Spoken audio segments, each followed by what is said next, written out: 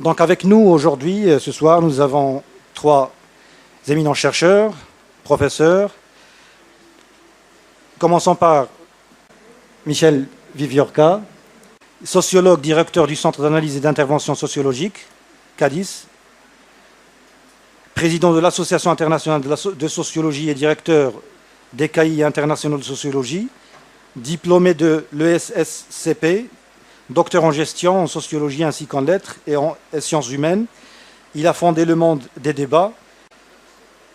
Et puis nous avons le philosophe, professeur M.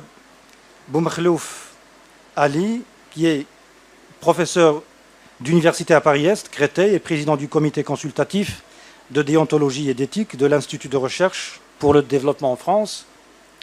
Il est aussi directeur de programme au Collège international de philosophie. Ses recherches portent sur la logique, l'histoire et la philosophie de la logique. Donc je vais tout de suite céder la parole à M. Michel Viviorca. Merci. Merci, bonjour à tous. Le titre de cette rencontre, les crispations identitaires en Europe, semble nous renvoyer à l'actualité. Mais les crispations identitaires, l'Europe en a eu de tout temps. C'était un continent où en particulier les guerres de religion ont été extrêmement meurtrières. Et je voudrais partir de là. Au XVIIe siècle, n'ayez crainte, je ne vais pas faire beaucoup d'histoire, au XVIIe siècle, deux idées se sont mises en place et ont trouvé concrétisation. La première idée, je simplifie bien sûr, à chaque nation sa religion. Et la deuxième idée, nous allons organiser l'Europe, c'est-à-dire le monde dans l'esprit de ceux qui agissaient, nous allons construire le monde sur la base d'États-nations. C'est les fameux accords de Westphalie en 1648. Et dans ce paysage westphalien, disent parfois les spécialistes de sciences politiques, dans ce paysage, les identités particulières, autres que la nation et sa religion, n'auraient pas dû avoir beaucoup de place. Il fallait les dissoudre, parfois les combattre, les assimiler, les détruire, leur demander de partir, éventuellement leur dire de se limiter au folklore ou à la vie privée, ou en tout cas d'être très discrète. C'est ce qu'on pourrait appeler la première modernité. Et puis, tout a changé, et je pense qu'un bon point de départ pour réfléchir à ce qui est en jeu aujourd'hui, c'est la fin des années 60. À l'intérieur de ces États-nations européens, vous avez toutes sortes d'émergences de phénomènes identitaires. Vous avez des mouvements qu'on peut appeler régionalistes. Vous avez des mouvements à dimension beaucoup plus directement culturelle, par exemple d'homosexuels. Vous avez, dans un certain nombre de pays, à commencer par la France, la constitution d'un mouvement juif qui se réclame d'une identité visible. Et puis vous avez encore d'autres choses, par exemple les sourds-muets, qui disent « nous avons une langue, la langue des signes, et cette langue, c'est notre identité ». Certains d'entre eux, en tout cas. Et dans ces années 70, 80 qui vont s'en suivre, on va se mettre à parler de multiculturalisme, surtout dans les pays anglo-saxons, avec un certain optimisme. On ne parle pas de crispation identitaire. On parle beaucoup plus de mouvements, de conflits, de contestations que de crispation, avec un certain optimisme, même s'il y a aussi de la violence. Si vous allez au Pays Basque, à l'époque, vous avez le mouvement basque ETA, qui est un acteur violent. Et puis arrivent les années 80, 90, et tout commence à changer, apparemment.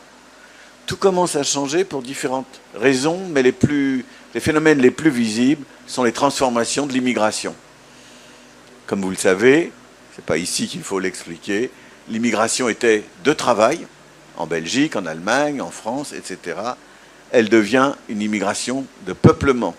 Les gens vont vivre et pas simplement et avoir pour horizon le pays où ils arrivent. Dans le même contexte, on prend conscience qu'il existe toutes sortes de diasporas. Diaspora juive qui donne le modèle du phénomène. Et puis, bien entendu, on prend conscience de l'importance du racisme, des discriminations. Et tout ceci, progressivement, dans les années 90, c'est récent, c'est hier, et encore plus dans les années 2000, tout ceci semble se crisper cette fois-ci il faut le dire, à propos de l'islam.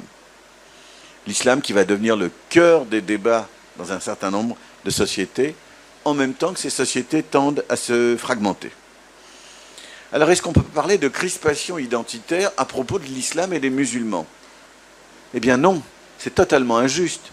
Ils ne sont pas crispés de manière identitaire. Si crispation identitaire il y a, c'est ailleurs. Elle est du côté de ceux qui se sentent menacés, affectés dans leur être, dans leur identité culturelle nationale. Les principales crispations identitaires en Europe depuis les années 90 sont nationalistes. Il y en a d'autres, bien sûr, mais elles sont avant tout nationalistes. Elles sont racistes, souvent, xénophobes, souvent, elles veulent une société fermée, et elles commencent à prospérer donc dans ces années 80, 90, et aujourd'hui, bien sûr. Vous me direz, mais il y a quand même eu des phénomènes qui mettent en jeu d'autres identités, rarement sur le mode de la crispation. Vous me direz, il y a eu des émeutes urbaines au Royaume-Uni, en France. Oui, ce sont des phénomènes sociaux, ce ne sont pas des phénomènes identitaires. Et il me semble qu'on peut arriver, à partir de là, à réfléchir à ces phénomènes, sans nier donc le fait qu'il y a d'autres crispations que nationalistes, regarder ces phénomènes d'affirmation d'un certain nombre d'identités, affirmations qui se durcissent dans un contexte de crise économique depuis 2007 ou 2008. Et là, je rejoindrai un peu mon voisin, même si c'est dans un tout autre vocabulaire. Ces affirmations identitaires, elles peuvent être fermées, repliées sur elles-mêmes, prendre la forme du sectarisme, prendre la forme du rejet de tout ce qui est extérieur, sous une forme paisible ou sous une forme violente, bien entendu. Mais les mêmes phénomènes peuvent aussi avoir une face ouverte, une face qui désire communiquer avec le reste de la société. Les phénomènes identitaires, quels qu'ils soient, sont toujours sous tension, ça varie de l'une à l'autre, entre des dimensions d'ouverture et des dimensions de fermeture.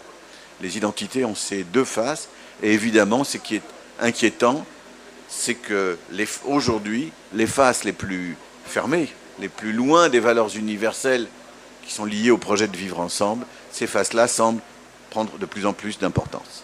Alors s'il me reste encore 2-3 minutes, je voudrais insister sur quelques points qu'on pourrait considérer comme des points de méthode, mais qui sont des points très importants si on veut réfléchir à la montée des identités et si on veut réfléchir, comment dirais-je, à la façon dont elles se transforment. Un premier point très important, les identités ne relèvent pas seulement de logique de reproduction ou d'héritage. Ce n'est pas simplement mes grands-parents étaient ceci, mes ancêtres étaient cela, ma famille, etc., qui vont faire que je fais tel ou tel choix identitaire. Les identités, nous les produisons, elles se produisent, elles ne font pas que se reproduire. C'est un premier point, ce sont des phénomènes sociaux. Le deuxième point, peut-être plus étonnant, ces identités dont nous parlons, que nous avons en tête, elles sont non pas le contraire de l'individualisme, mais elles sont à l'inverse liées à l'essor de l'individualisme. Pourquoi? Tout simplement parce que lorsque une personne s'inscrit dans une identité, elle fait un choix personnel, hautement subjectif. C'est ma décision. Ce qui fait que dans les phénomènes dont Farhad Khosrow-Khavar a pu vous entretenir hier, il y a une forte dimension de conversion. Des gens qui font le choix de rejoindre telle ou telle identité, c'est lié à la poussée de l'individualisme, ce n'est pas le contraire. Troisième remarque, et c'est extrêmement important, si les identités sont produites et pas seulement reproduites, si elles sont liées à la montée de l'individualisme dans nos sociétés, si elles sont donc en changement, si les gens peuvent à la fois s'engager et se dégager, alors il faut bien, pour réfléchir à ces phénomènes, voir qu'ils relèvent de processus. Ce ne sont pas des choses qui apparaissent comme ça, comme par magie. Ce sont des processus, parfois rapides, parfois très lents, des processus, et je suppose, je n'étais pas là hier non plus pour écouter ce que disait Farhad Khosrow-Khavar, mais que je pense que ce sont des thèmes qui ont dû apparaître dans les débats, ce sont des processus où se joue tout à la fois de la subjectivation et de la désubjectivation. Il y a des logiques de perte de sens et des logiques de recherche ou de découverte de sens. Et donc, je crois que si nous voulons construire aux identités, il faut avoir non pas une image comme ça d'éternité, de stabilité, de choses qui se reproduisent, mais au contraire de phénomènes mouvants dans lesquels des personnes viennent se doter d'un sens qu'elles ont perdu, mais tout ceci n'étant jamais complètement achevé, tout ça se transformant beaucoup. Un quatrième point sur lequel je voudrais dire un mot, parce qu'il est souvent dans l'air du temps et qu'il est très important d'avoir les idées claires. Il faut éviter tout déterminisme technologique. On nous dit aujourd'hui souvent Internet, les réseaux sociaux, le téléphone mobile, c'est tout ça qui fabrique ces phénomènes. Alors je crois qu'il faut être très clair. Il y a dans les identités, dans leur fabrication, dans leur production, des dimensions qu'on peut appeler imaginaires ou virtuelles. Mais il y a aussi des rencontres réelles et concrètes. Il n'y a pas d'identité qui se déploie de manière stable, longue, sans de l'interconnaissance réelle, en plus de ces modes de vie virtuels ou imaginaires qui nous impressionnent tant. Enfin, et je termine là, je pense que ces identités se développent de façon d'autant plus inquiétante que nous sommes entrés dans des périodes de fragmentation. Fragmentation sociale, fragmentation culturelle, dans des périodes où, je vais le dire dans un autre vocabulaire, et je me rapproche là aussi beaucoup de ce qui a été dit, dans des périodes où les valeurs universelles, la même raison pour tout le monde, le même droit pour tout le monde, ces valeurs universelles semblent reculer, tandis que s'affirment des valeurs qu'on peut appeler particulières. Et donc je pense que les identités, lorsqu'elles ont cette face positive que j'évoquais tout à l'heure, sont tout à fait respectables, acceptables et ont tout à fait leur place nécessaire, je dirais même, dans la vie collective.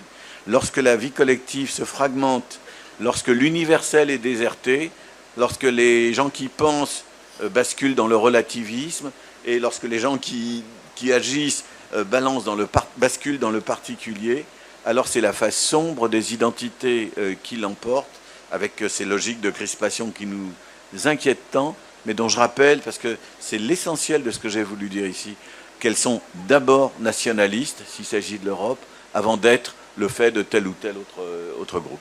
Je vous remercie.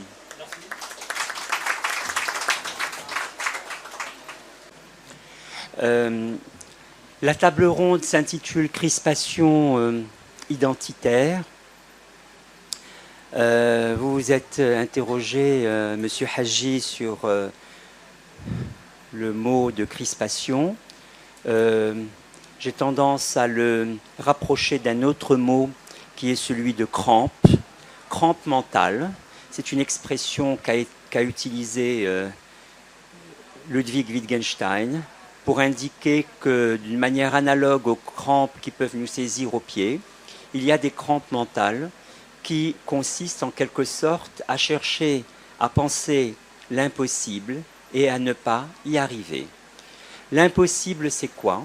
Dans les débats qui s'invitent à nous ici, l'impossible, c'est, je le formulerai sous la forme d'un paradoxe qui est celui-ci. D'un côté, on affirme des valeurs humanistes qui forment l'identité de l'humanité en tant que famille humaine. C'est le premier concept de la Déclaration universelle des droits de l'homme qui indique que l'humanité est une même famille. Cela a été affirmé au lendemain de la Seconde Guerre mondiale en 1948. Cette même famille fait l'identité de l'humanité. D'un côté, vous avez cette idée de valeurs humanistes liées à l'appartenance à une même famille qui se résume, si vous voulez, ces valeurs en un mot essentiel, la liberté. Et de l'autre côté, autre versant du paradoxe, second volet du paradoxe, c'est que on a tendance à enfermer les gens dans une identité univoque, une boîte miniaturisée de l'appartenance ethnique ou religieuse, et l'impossible commence à se profiler, et avec lui la crampe mentale, d'avoir d'un côté une échelle humaine à l'aune de laquelle on affirme une valeur d'épanouissement humain, et de l'autre côté, un enfermement, une incarcération civilisationnelle, comme aime à le répéter Amartya Sen, le grand économiste prix Nobel de 1998, l'incarcération civilisationnelle, c'est d'enfermer les gens dans des boîtes non communicables de la civilisation. Alors l'explication de ce paradoxe, c'est peut-être de partir de la manière dont des valeurs humanistes ont été détournées, confisquées, qui font que certaines régions du monde se mettent à dire « nous sommes là pour défendre nos valeurs », comme si ces valeurs n'étaient pas humaines avant tout.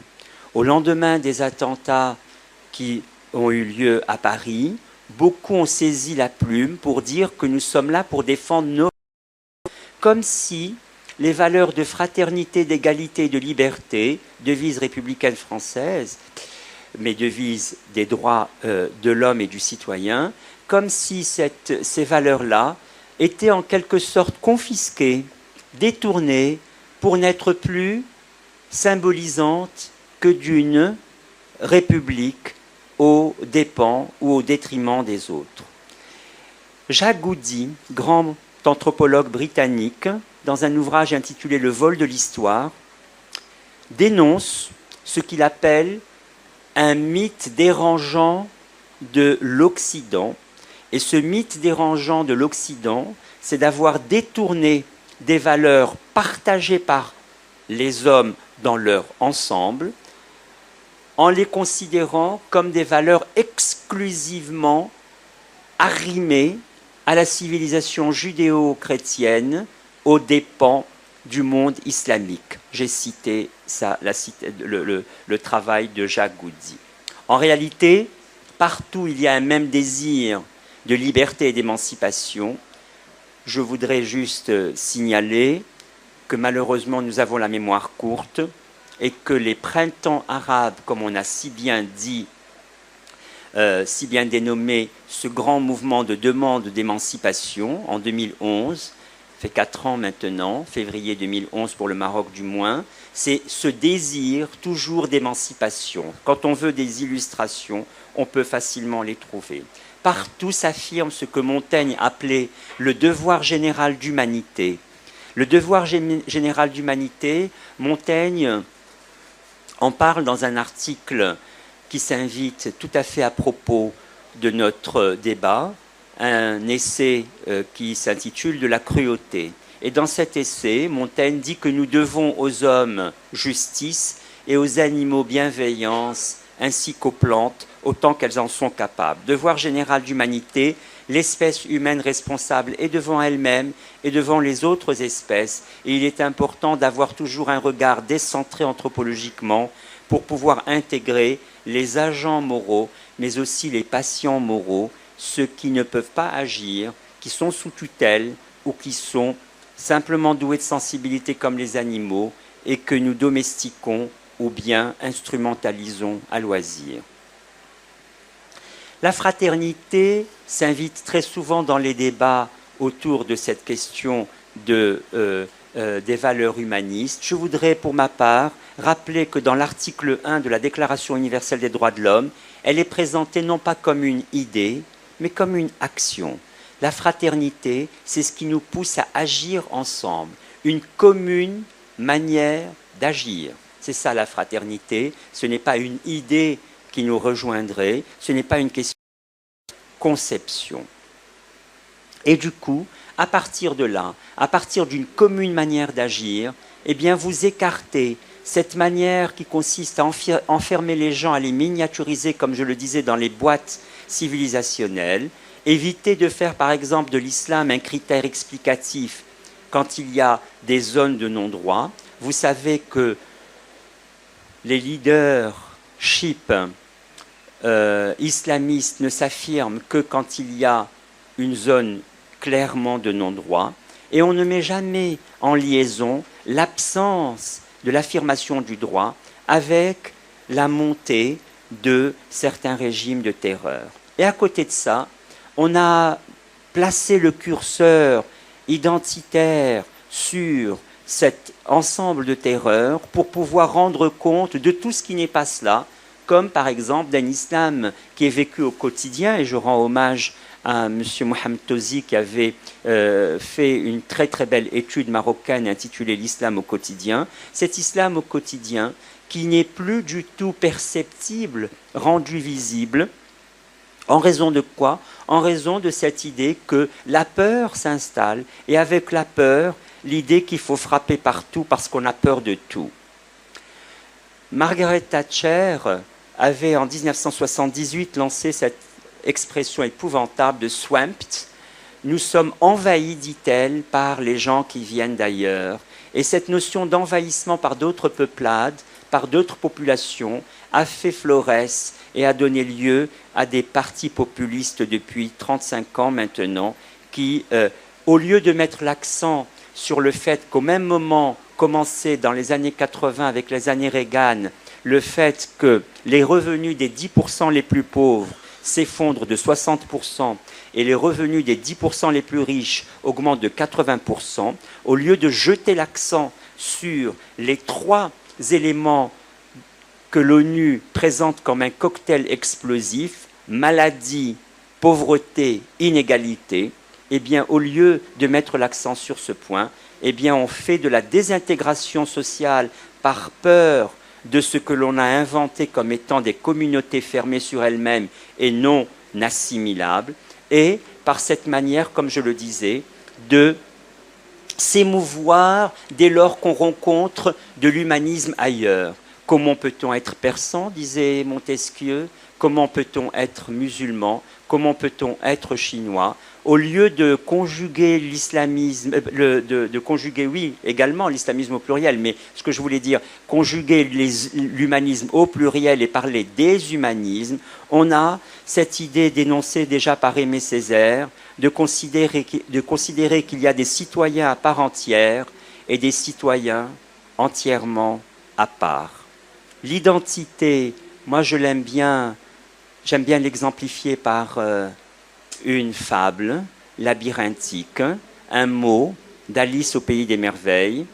Ne vous imaginez jamais ne pas être autrement que ce qui pourrait sembler aux autres, que ce que vous étiez ou auriez pu être n'était pas autrement que ce qui pourrait leur sembler avoir été autrement. Vous n'avez pas suivi, c'est parfait. L'identité est un labyrinthe, n'essayons pas de la fixer, de l'essentialiser, de la clore.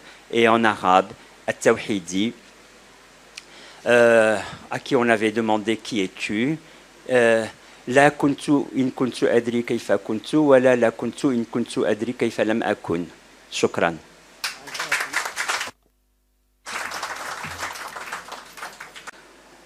Donc, on va prendre des questions. Oui, je vois déjà des doigts levés. Donc bonjour, merci pour vos interventions. Je suis très intéressée par cette question, ayant fait des recherches moi-même sur la question de l'émergence d'une identité musulmane européenne. Donc je me retrouve dans vos dires, notamment lorsque vous dites qu'on s'est enfermé dans des boîtes, l'identité est enfermée dans des boîtes, on en a fait quelque chose de figé, il y a des crispations au niveau national. Donc je pense que ces crispations nationales viennent du fait que l'on se trouve aujourd'hui dans un contexte de mondialisation, il ne faut pas l'oublier, et donc que les identités se construisent dans ce contexte-là. Et je pense, selon mes recherches, en tous les cas, que l'identité musulmane européenne, pour la majeure partie de ces musulmans européens, en fait, la mondialisation a mis en lumière la perméabilité de l'identité. D'accord ? Et donc, cette perméabilité ouvre sur un espace intérieur de deux, en fait. Donc, cette ouverture, elle ouvre sur un espace intérieur de deux qui permet à l'autre de, justement, vous parliez de rencontres réelles et non pas virtuelles, et donc de mettre en mouvement cette identité. Donc, aujourd'hui, il faut le dire, certains politiciens instrumentalisent cette mise en lumière de ces ouvertures, de cet entre-deux, cet intérieur de deux, et font paraître ces ouvertures comme des failles identitaires. Donc, les personnes prennent conscience de cet intérieur de deux, de cette rencontre avec l'autre, et on leur fait apparaître ça comme une faille. Donc non, si vous allez dans cette direction, alors vous ne faites plus partie des nôtres, entre guillemets. Donc voilà, je voulais simplement mettre ça en lumière. Et on a souvent parlé d'entre-deux. Et on oublie qu'en fait, le terme entre-deux, ce n'était pas une erreur d'en parler, mais le terme entre-deux, sa racine latine, je ne voulais pas non plus entrer dans les détails de l'étymologie, mais sa racine latine renvoie en réalité dans intérieur de deux. Donc voilà. Merci, c'était simplement ce que je voulais ajouter. Dans un livre devenu classique, c'est des années 80, sur le terrorisme, Michel Vievorka introduit un certain nombre d'idées qui me paraissent encore extrêmement pertinentes. D'abord, la notion d'anti-mouvement social. Est-ce que dans les crispations identitaires, on peut user de ce concept pour clarifier un peu la situation? Parce que dans la manière dont tu l'as introduit montre très bien que, par exemple, dans les mouvements sociaux, on peut faire une dissociation des registres, alors que dans les anti-mouvements sociaux, il y a une sorte de fusion, confusion, et un certain nombre donc de notions que tu développes et que tu conceptualises dans cet ouvrage. Et puis il y a une autre notion qui me paraît aussi tout aussi fondamentale dans ce livre et qui pourrait être appliquée, et là c'est la question que je te pose, c'est les registres de l'infrapolitique et du métapolitique. Ces mouvements, ces anti-mouvements sociaux, en un sens, ne saisissent pas le politique. Ou bien ils pêchent par défaut ou par excès. Ou bien ils sont dans l'infra, ou bien ils sont dans le supra, où il y a trop de politique dedans, où il n'y en a pas assez.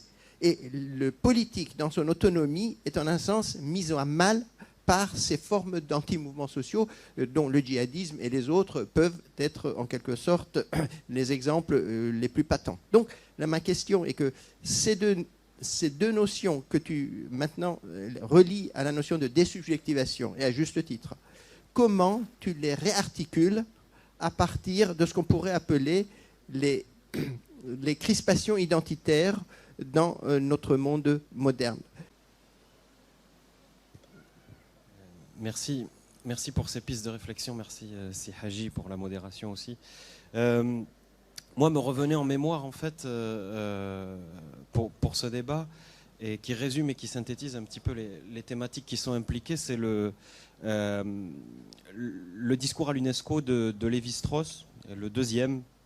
Donc je ne sais plus si c'est Race et Histoire ou Race et Culture, mais dans lequel il dit que l'humanité est constamment aux prises avec deux processus contradictoires qui ont été en fait plus ou moins évoqués ici, dont l'un tend à instaurer l'unification, tandis que l'autre vise à maintenir ou à rétablir la diversification.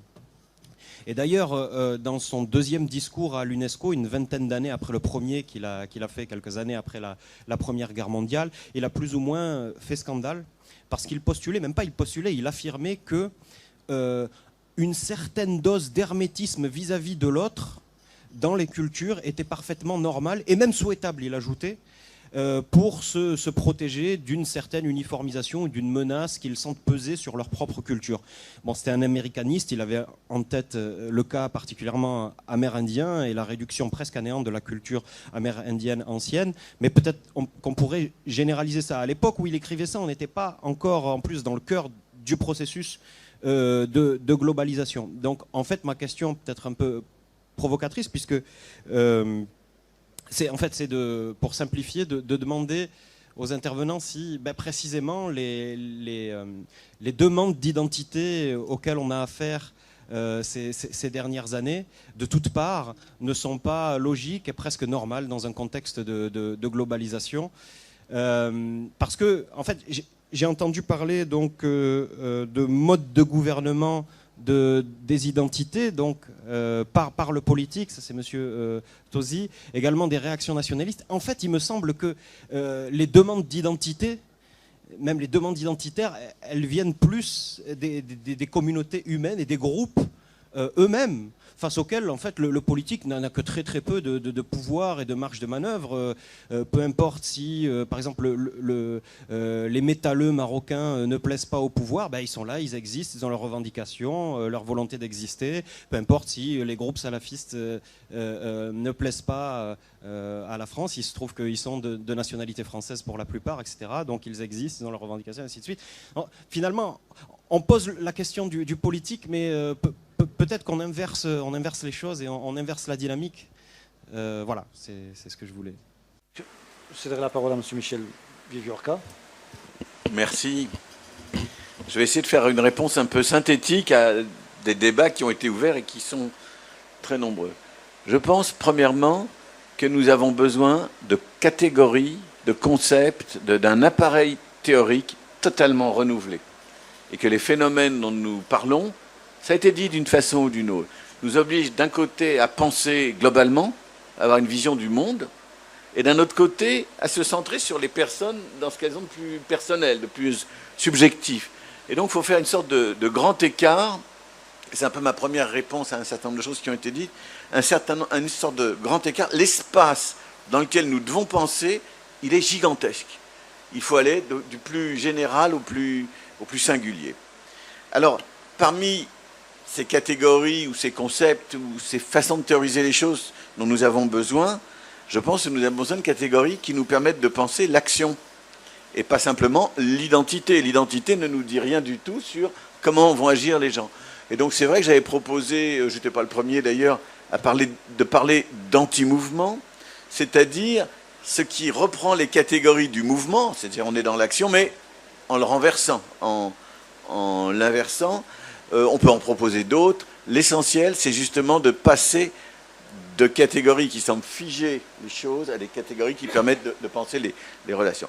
Deuxièmement, sur les questions de l'infrapolitique, du métapolitique, etc., je crois que c'est vraiment une autre façon de formuler les questions qui nous préoccupent, à savoir, aucun régime politique ne permet de traiter tous les problèmes qui devraient être traités par le politique.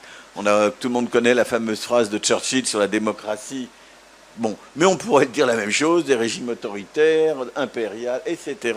Il n'y a pas de formule magique pour résoudre cette fameuse tension entre l'unité et la diversité. On peut le dire d'une façon ou d'une autre. Bon. Donc ça, c'est ma deuxième remarque. Et on est peut-être, dans un certain nombre de pays, dont le mien, on est peut-être dans une période un peu post-politique ou post-démocratique, où justement, on s'aperçoit qu'il y a des limites gigantesques à notre capacité à penser le politique, parce que ça déborde ou c'est pas pris en charge. Troisièmement, je vais essayer d'aller très très vite. Dans la grande crise actuelle, qui me semble-t-il est une crise de l'universalisme aussi, de notre capacité à avoir une image universelle, je pense que la montée des mémoires a quelque chose à voir avec la crise d'une de ces expressions de l'universel qui est l'histoire. Les mémoires viennent dire autre chose que l'histoire. Alors parfois l'histoire récupère ce que disent les mémoires pour en faire des connaissances sérieuses, établies, etc. Mais pas toujours. Et je pense que ce qui est intéressant dans les mémoires que vous avez évoquées, monsieur, c'est qu'elles ont quelque chose à voir avec la subjectivité des acteurs qui peuvent ensuite devenir des mouvements ou des anti-mouvements. La difficulté, c'est que toutes les mémoires ne sont pas égales. Et qu'il y en a qui... Bon, depuis longtemps, des historiens nous disent qu'il faut s'intéresser à l'histoire des vaincus et pas seulement à l'histoire des vainqueurs. Quand on parle de mémoire, c'est plutôt les vaincus que les vainqueurs. Et il y a des vaincus qui ont des ressources et d'autres qui n'en ont pas. Il y a des mémoires qui mettent beaucoup de temps à se transformer en capacité d'action. On a évoqué ici 1915, d'une certaine façon, Mohamed. Bon, le génocide des Arméniens en Turquie. Eh bien voilà, la mémoire arménienne, il a fallu un siècle pour qu'en France, on commémore sérieusement ce qui s'est passé en 1915. Et on commence. Bon, donc il y a des mémoires qui s'imposent, plus ou moins vite, plus ou moins, et qui elles-mêmes d'ailleurs peuvent se figer. Enfin, ça pose beaucoup de problèmes. J'aurais juste terminé par un mot sur Lévi-Strauss, parce que c'est très intéressant. Enfin, le deuxième Lévi-Strauss dont vous parlez, c'est quelqu'un qui rêve d'une certaine façon d'un monde où il y aurait un village d'Indiens tous les 50 kilomètres, de temps en temps un messager qui irait d'un village à un autre, je simplifie, et un monde qui éviterait la décomposition de ce qu'il décrit dans Triste Tropique. Très bien, mais aujourd'hui notre monde n'est plus comme ça. Et le problème que vous posez, c'est qu'aujourd'hui, les villages ou les communautés ou autres ne sont plus séparés comme ça les unes des autres. On vit dans un monde où tout s'interpénètre, où tout se rencontre. écoutez, on est ici, on me dit qu'il y a du streaming et que dans le monde entier, des gens peuvent écouter ce dont nous sommes en train de débattre. Et donc, le monde auquel se réfère Lévi-Strauss, me semble-t-il, est un monde qui ne correspond pas au monde dans lequel nous vivons et au monde dans lequel nous produisons, on l'a tous dit d'une manière ou d'une autre, des identités, des particularismes, tout ça en changement, en mouvement perpétuel, en interrelation permanente. Et je conclus, parce que j'ai été un peu trop long, tout ce que je viens de dire, on pourrait le résumer un peu de la manière suivante. Nous sommes confrontés à des défis, à des problèmes énormes. Ou bien nous n'arrivons pas à transformer ces défis en débats et en relations conflictuelles, ou bien nous y arrivons. Si nous n'y arrivons pas, alors les identités meurtrières, comme dit Alouf, vont proliférer. Mais si nous arrivons à créer les conditions de la relation, donc du débat et du conflit négociable, si je peux dire, alors nous pourrons vivre ensemble. Mais sinon, nous aurons de plus en plus de difficultés, justement parce qu'on n'est pas dans ce monde lévi-straussien de petites communautés indiennes séparées les unes des autres. Merci. Vous avez parlé, madame, de l'entre-deux. J'ai plutôt tendance à utiliser l'expression en tant que marocain ou en tant que français, parce que l'entre-deux, avec le tiret, donne quelque chose qui, si vous voulez, est insaturé et ne se saisit pas. En tant que, Al-Farabi, grand philosophe du Xe siècle, disait que si on supprimait de la démarche analytique l'expression en tant que, eh bien, toute philosophie deviendrait vaine. Pour moi, qui suis par exemple binational, je ne comprendrais pas qu'on me dise que je suis franco-marocain. Dernièrement, un journaliste m'a dit « Monsieur, je vais vous présenter en tant que franco-marocain ». J'ai dit « Non, je ne suis pas franco-marocain ». En général, quand vous mettez franco-marocain, le second mot avale le premier. Et je suis entièrement français et entièrement marocain. En tant que français, je dis des choses. En tant que marocain, je dis des choses. J'espère dans ma vie les rendre le maximum cohérentes. En tant que... sur la question de la manipulation des mémoires, j'ai tendance à reprendre les analyses de Louis Dumont, qui avait dit qu'on se trompait très souvent quand on rejetait complètement la notion de valeur, parce qu'on ne sait pas mettre dans la valeur la hiérarchie. La valeur et la hiérarchie ne signifie pas l'inégalité. La hiérarchie signifie une relation d'ordre. 1 est inférieur à 2, qui est inférieur à 3. Vous avez une relation d'ordre, qui est la relation inférieure en arithmétique. Et en réalité, quand vous avez une relation d'ordre, vous pouvez avoir une hiérarchie, vous pouvez avoir une totale indivisibilité du peuple français, comme l'affirme le préambule de la Constitution française, et de manière hiérarchique l'affirmation des ce que l'on appellerait des communautés. Ça ne viendrait pas en conflit, ça viendrait simplement en hiérarchie. Et je crois que c'est un des éléments que l'on oublie et que moi j'aime bien mettre en avant. Pour dire aussi, quand la dernière question parle des demandes d'identité, j'ai tendance à mettre en avant plutôt l'érosion des conflits distributifs que l'érosion du conflit communautaire. C'est parce qu'il y a beaucoup de difficultés dans le conflit distributif que la fragmentation des demandes sociales augmente et les demandes sociales augmentent et elles sont de plus en plus fragmentées. Je donne un exemple très clair, très empirique. En octobre 2011, 6 mois après les événements du printemps arabe, il y avait un parterre de 700 personnes dans le théâtre de Menton. Et il y avait, avec le député maire, une rencontre sur les révoltes arabes, les insurrections arabes. il y avait quelqu'un qui, dans la salle, a dit « Monsieur », il y avait un des conseillers de l'ancien président de la République à l'époque, Guénaud, qui était dans comme ça, dans le panel, moi-même, le député maire, Antoine Sfer et Mathieu Guider, d'autres personnes. Et donc, une personne dit « Est-ce que nous avons quelque chose à craindre du débordement de ce qui se passe dans le sud de la Méditerranée, en France ?» Et donc, ce monsieur agissait par la peur. J'ai répondu en disant les banlieues, oui, dans nos banlieues françaises, y aura-t-il une contamination de ce qui se passe dans le sud? J'ai dit, monsieur, le problème des banlieues françaises, je ne sais pas si vous avez été à Clichy, je lui parle de Clichy, c'est des problèmes de difficulté d'accès au transport, au logement, à l'école. 100 personnes se sont levées pour me dire « Taisez-vous, monsieur, c'est pas vrai ». Et le député maire a dit « Monsieur Ben Maklouf parle selon ses convictions et il faudrait parler selon la responsabilité ». Et monsieur Guénaud, qui a dit « Oui, nous avons tout à craindre du débordement », était salué comme monsieur qui parlait selon la responsabilité.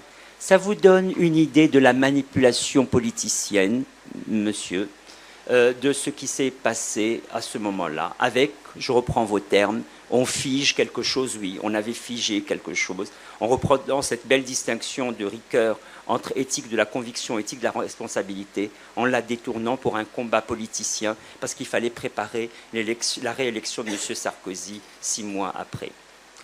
On ne peut pas détacher les débats de ce qui se passe. Je suis tout à fait d'accord avec mon voisin qui croit au débat, mais il faut le cribler beaucoup et par moments dépasser ce moment de crispation qui fait l'unité thématique de notre rencontre. Dernier point, on a convoqué Lévi-Strauss, je suis tout à fait d'accord avec M. Vivorca pour dire qu'il y a quelque chose d'un peu obsolète dans l'analyse de Strauss, de Lévi-Strauss, d'autant plus que quand on a donné, toujours à l'UNESCO en 2005, la Convention sur la diversité culturelle, on l'a présentée pour éviter la mort accélérée des langues en Asie centrale et en Afrique. Cette convention d'octobre 2005 est très intéressante, mais elle a été tout de suite avancée par beaucoup pour dire que ça donnait en quelque sorte le droit de légitimer l'inhumain à travers des pratiques d'excision ici et de je ne sais quoi ailleurs. Et donc il a fallu tout de suite mettre des garde-fous pour dire que la Convention sur la diversité culturelle ne devait fragiliser en aucune manière les droits tels qu'ils sont affirmés dans la Déclaration universelle des droits de l'homme. Ceci pour dire qu'effectivement la diversité culturelle, même quand elle est présentée en 2005 par l'UNESCO, elle a besoin véritablement de balises parce qu'elle donne lieu aussi à de vraies dérives. Un très grand merci.